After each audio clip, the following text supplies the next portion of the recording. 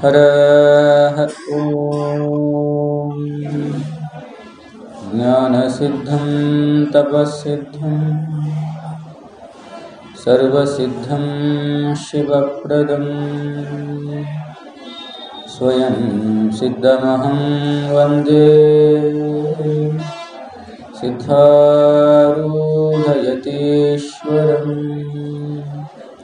सिद्धारूढयतीश्वरम्।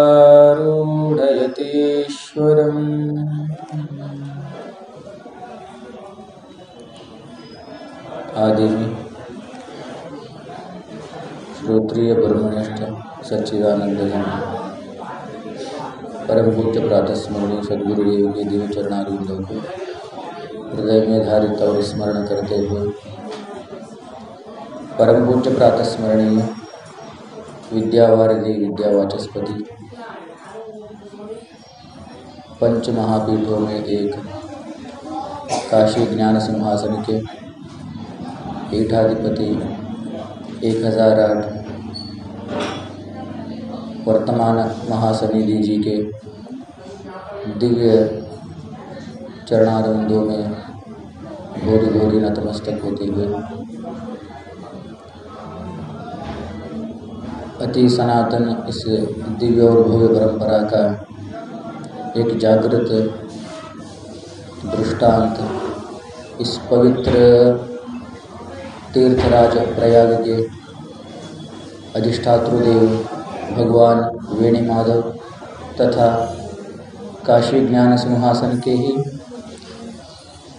शाखा मठ प्रयागराज जंगमवाड़ी के अधिष्ठातृदेव राजराजेश्वर भगवान के दिव्य उपस्थिति को नतमस्तक होते हुए 144 साल के पश्चात आया हुआ यह महाकुंभ पर्व के निमित्त वर्तमान सन्निधि जी के एक अचूक संकल्प को लेकर यहाँ सायंकाल धर्मगोष्ठी चल रहा है। तो उसी कड़ी में आज सभा में बहु दिन से अपनी भक्ति ज्ञान और वैराग्य का उपदेश देते हुए अब तक आए हुए श्री शटस्थल ब्रह्म ओमकार सिद्ध शिवाचार्य स्वामी जी के चरणों में नतमस्तक होते हुए बहुत सालों से इस प्रयागराज जंगमवाड़ी मठ के मातृवर्ग जो भजना मंडली है निस्वार्थ भाव से सेवा करते आ रहे हैं, उनके हृदय में साक्षी भूत उस परम चैतन्य को तथा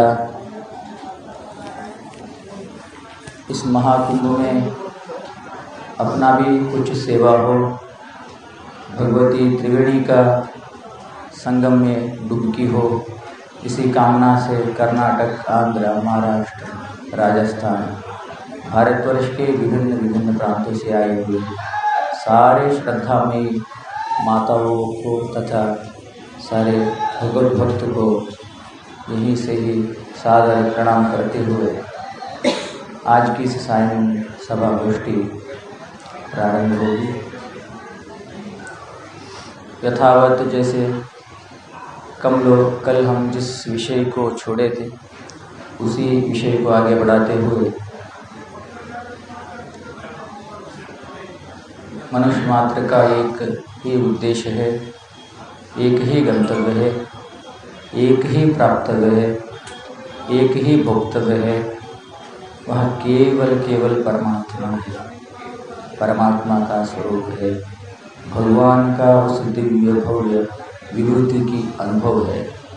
उसको छोड़कर और कुछ नहीं हो सकता है, क्योंकि जीवात्मा उस परमात्मा का ही कुछ लोग अंश कहते हैं, कुछ लोग उस परमात्मा का ही स्वरूप है, तनिक मात्र भी भेद नहीं है, यह कहते हैं। कुछ लोग उस परमात्मा का यह जीवात्मा पुत्र है, ऐसा कहते हैं।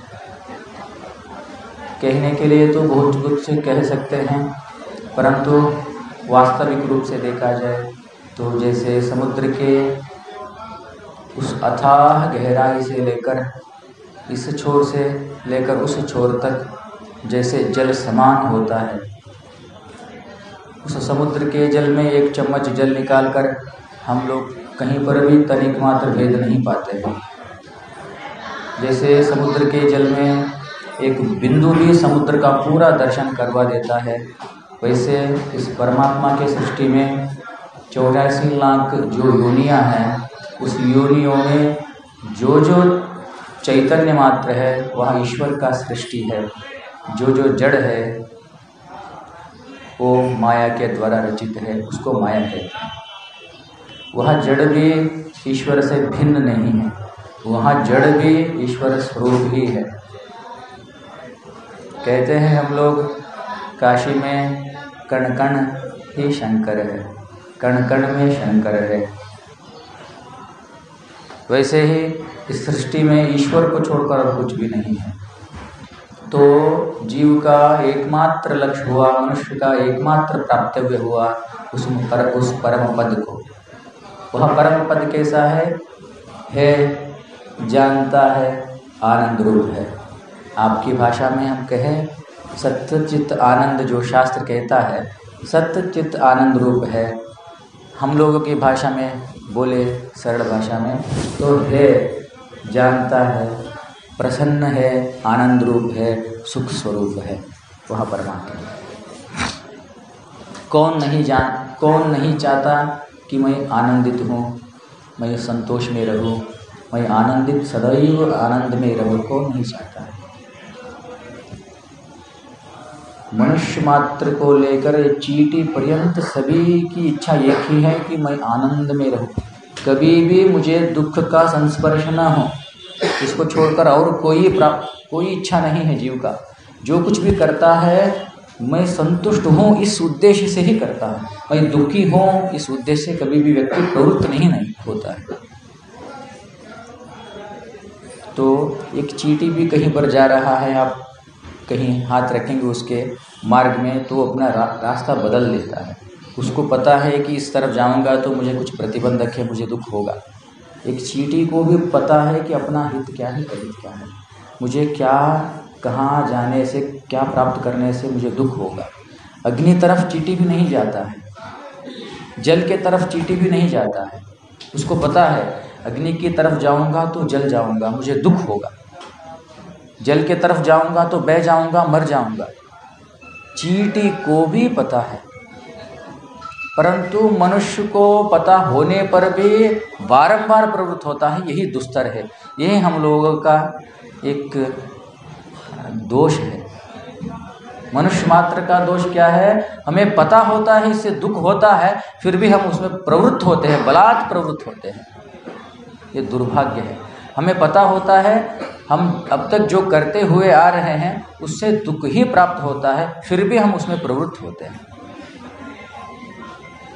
हमें ये भी पता है कि हजारों लाखों लोग इस भारतवर्ष में ईश्वर की प्राप्ति किए हैं, वो संतुष्ट हुए हैं, परंतु उसमें हम प्रवृत्त नहीं होते हैं। ये सबसे बड़े दुखद है। महाभारत में एक अच्छा प्रसंग है, जैसे पांडवों ने अज्ञातवास 14 वर्ष वनवास प्राप्त हुआ तो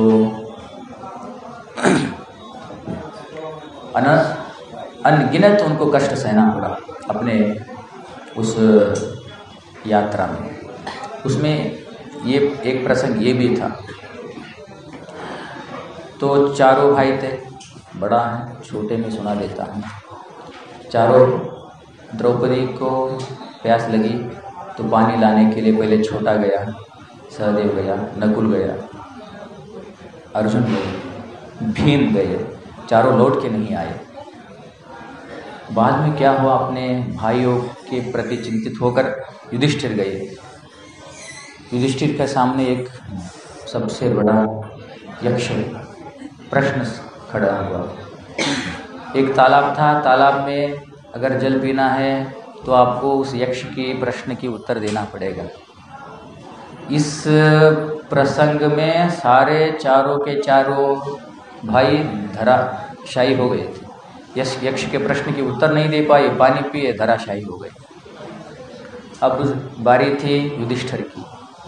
युधिष्ठिर के सामने यक्षदेव प्रसन्न होकर प्रत्यक्ष हुए, बोले कि तुम अपने मेरे सरोवर से जल पीना है तो मेरे प्रश्न के उत्तर देते हुए ही जल पीना है, नहीं तो नहीं पी सकते।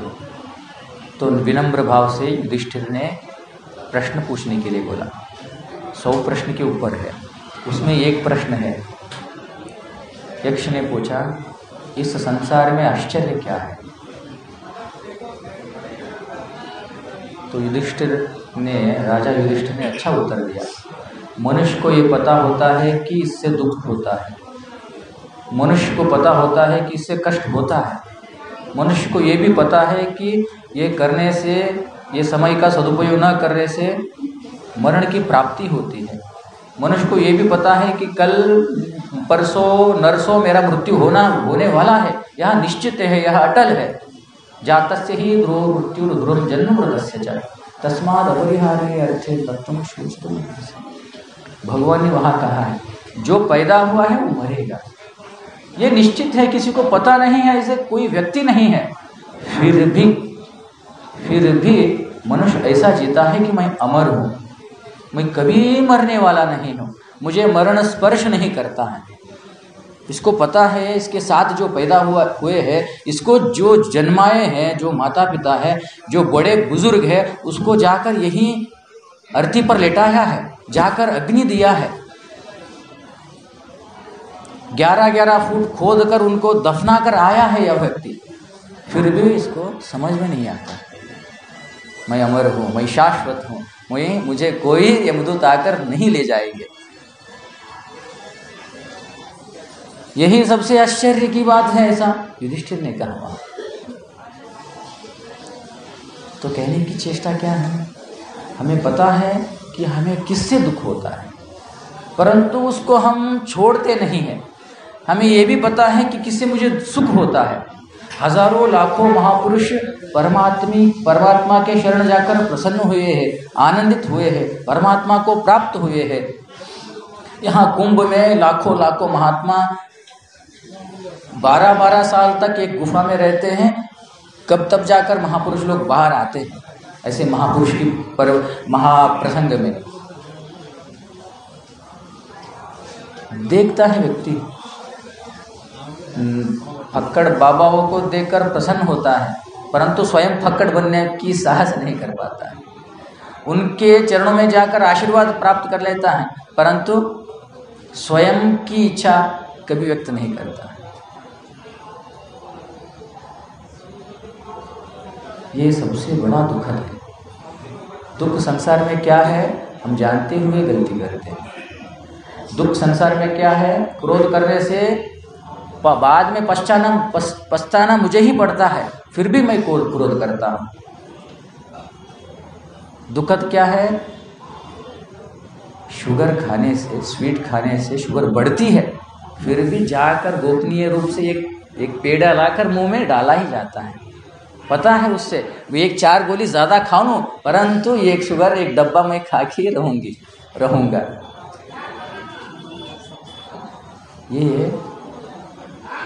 यही मनुष्य में दोष है।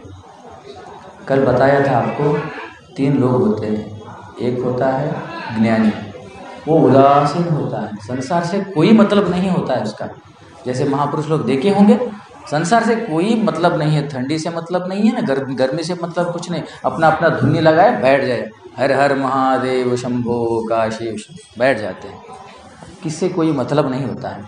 कुछ लोग होते हैं सुख दुख से परे, उदासीन बोलते हैं उनको। शास्त्र में क्या होता है, राग द्वेष रहितत्वे सति उदासीनत्वम, ऐसे ज्ञानी होते हैं, ना राग ना द्वेष, उनका तो विषय अलग हो गया। हम लोग 2 के बारे में चिंतन कर रहे थे, एक साधक है, एक अज्ञानी जीव है। जीव का अर्थ होता है अज्ञान में है, साधक और अज्ञानी। साधक क्या देखता है संसार में, केवल दुख देखता है। दुख देखने के कारण से ही वो घर को छोड़ा, दुख देखने के कारण से ही अपने अपनों को छोड़ा है। दुख देखने के कारण से ही कहीं पर एकांत जगह में सद्गुरुदेव के चरण में बैठकर इस संसार की रहस्य को जानने की चेष्टा कर रहा है।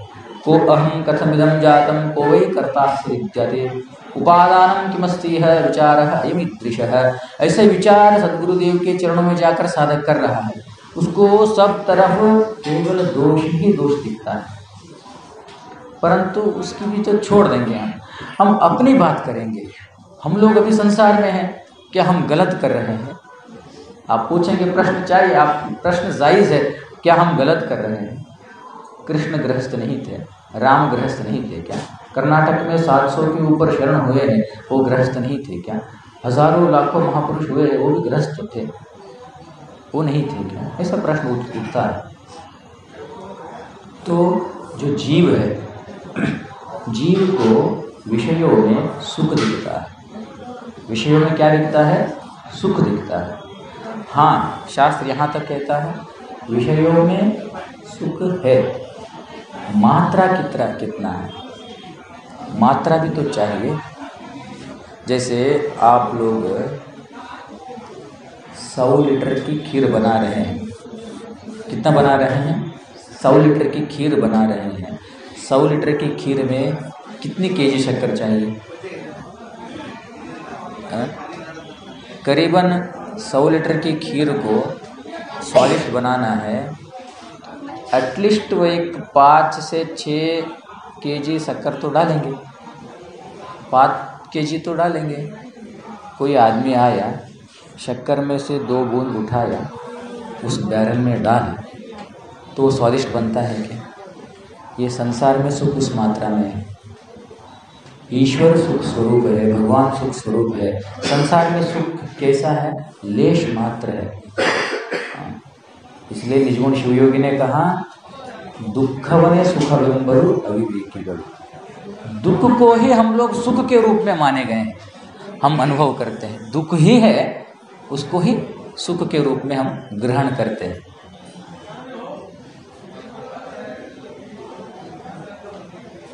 तो हमें इस दुविधा से बाहर आना है। पहले तो जिससे मुझे दुख होता है उससे प्रथम मुझे बाहर आना है। पहले देखना है उस विषय को, यह विषय से मैं अब तक सुखी होता हुआ आया हूँ कि नहीं, यह विषय मुझे दुख ही देता आ रहा है कि नहीं, इसको पहले देखना है। क्योंकि हम वीक्षण कर रहे हैं जगत में, उससे हमें बाहर आना है, उस विषय से हमें बाहर आना है। हमें पता होता है कि घर में बच्चे हैं 4, इसको व्यक्ति को पता है घर में बच्चे हैं। दिन का सुबह से शाम तक मेहनत करने से 1000 रुपये हाथ में लगता है। बीवी है, बच्चे हैं। 1000 में से ये आदमी शराब दुकान में जाकर 800 का पी के आता है। दिन भर कमाई करता है, रात में पी के आता है, घर में पिटाई करता है। सुबह अपनी ही गलती के ऊपर स्वयं पश्चाताप होता है उसको, फिर दूसरे दिन वही गलती करता है ना। व्यक्ति को पता होता है तंबाकू खाने से कैंसर होता है, फिर भी खाता है। हमें पता होता है कि हम क्या कर रहे हैं, हम उससे बाहर नहीं आ पाते हैं। ये दुविधा है। ये किस लिए होता है? तो हम कुछ वस्तुओं को उल्टा समझ लिए हैं, गलत समझना बोलते हैं उसको। समझ गलत हुआ उसके प्रति, समझ क्या हुआ? गलत हुआ। व्यक्ति अच्छा होता है, उसके प्रति हम गलत समझ हुए। गलत समझ के कारण से 10, 15, 20 साल तक उससे नाता तोड़ देते हैं। बाद में पता चलता है वो व्यक्ति वैसा नहीं था, है ना। गलत समझ। वैसे ही इस सांसारिक जो विषय है ना, हम आँख से रूप को देखते हैं, कान से शब्द को सुनते हैं, जिह्वा से रस को ग्रहण करते हैं, हस्त से स्पर्श को ग्रहण करते हैं। ये सारे जो विषय है ये हमें धोखा दे रहे हैं, ये हमें गलत फैमिली में रखे हैं, है ना। ये क्या रखे हैं? हमें गलत फैमिली में रखे हैं। बाद में ये सारे हमें छूट के जाने वाले हैं। या शरीर यहीं पर छूट जाएगा, मन यहीं पर रह जाएगा। हमारे साथ आने वाला एक ही वस्तु है, जो हम करते हैं वही हम अंतिम में पाते हैं। अंतिम में आने वाला एक ही वस्तु है। तो जितना हो सके हम लोग विषय से सुख प्राप्त करने की इच्छा को त्यागना पड़ेगा। उस विषय के निर्विषय स्वरूप के तरफ ध्यान रखना पड़ेगा। ये तो बहुत दुस्तर मार्ग है, परंतु हम ऐसे मार्ग से न चल पाए तो भी एक उपाय है कि हम लोग जितना हो सके भगवान के शरण में जाए, उस आनंद स्वरूप भगवान के शरण में जाए। परमात्मा गीता में स्पष्ट रूप से कहा है, भगवान तुम किसको तुरंत उद्धार करते हो? ऐसे प्रश्न होने पर मैं उसी को उद्धार करता हूँ कि जो मेरे शरण में आएगा। तब तक भगवान ने अर्जुन को उपदेश नहीं दिया जब तक अर्जुन अपने शिष्यत्व को भगवान के सामने प्रकट नहीं किया। भगवान के सामने अपने शिष्यत्व को जब तक अर्जुन ने प्रकट नहीं किया तब तक भगवान उपदेश नहीं दिए। शिष्यस्ते अहम शादिमाम त्वाम प्रपन्ना, ऐसे बोलने पर ही भगवान ने क्लैभ्यमास मदमः पार्थन एतद्विपपद्यते क्षुद्रम हृदय दौर्बल्यम त्यक्तोत्तिष्ठ परन्तप उत्तिष्ठत जाग्रत प्राप्य वरान निबोधत, शास्त्र कहता है। तो हम लोग भगवान हम बहुत दीन है, हम बहुत हीन है, तो क्या करो? भगवान के शरण में जाओ, सद्गुरुदेव के शरण में जाओ। सब कुछ आपका ही है, मेरा कुछ भी नहीं है। भगवान के भजन करिएगा, भगवान के नाम का स्मरण करिएगा। जो अपने हाथों से जहाँ जहाँ हो सत्कर्म की आवश्यकता पड़ेगी वहाँ पर अपने हाथों से अपने क्रिया कर्मों से उसकी संपन्नता को आप संपन्न करिएगा। इससे भगवान प्रसन्न होता है। तो भगवान अपने तरफ जीवात्मा को खींचने की प्रयत्न करते हैं। जैसे आकाश में जो पतंग उड़ाते हैं उसकी बागडोर एक व्यक्ति के हाथों में होता है, वैसे ही अपने बागडोर को भगवान के हाथों में देना।